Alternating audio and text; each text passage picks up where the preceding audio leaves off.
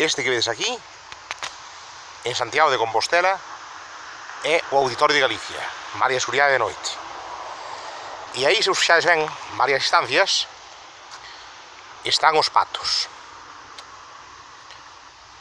Ben, é certo que ás veces os animalistas pásanse con asuntos da flora, da fauna, da protección, etc.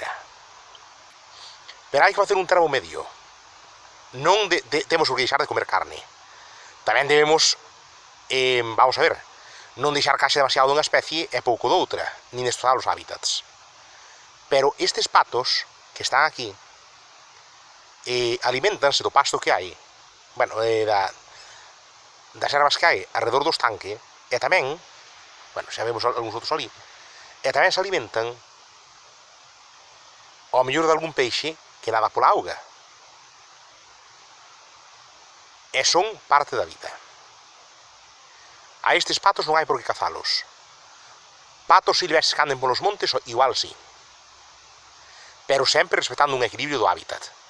Esta é unha mensaxe importante que espero que algún día entendan os gobernos, os políticos e tamén os animalistas, para un equilibrio da natureza. Porque a morte ten que existir. É parte da natureza e da vida. Nunca veríamos todos neste mundo. E todos algún día dun xeito ou outro temos que morrer. Incluso morrer algúns para que outros vivan. E tamén porque se non queremos que os porcos bravos, os coellos e certas especies os arrasen as leiras, e tamén depredadores coman o gando, e así que non podamos ter nin ovos, nin leite, como xa se sabe,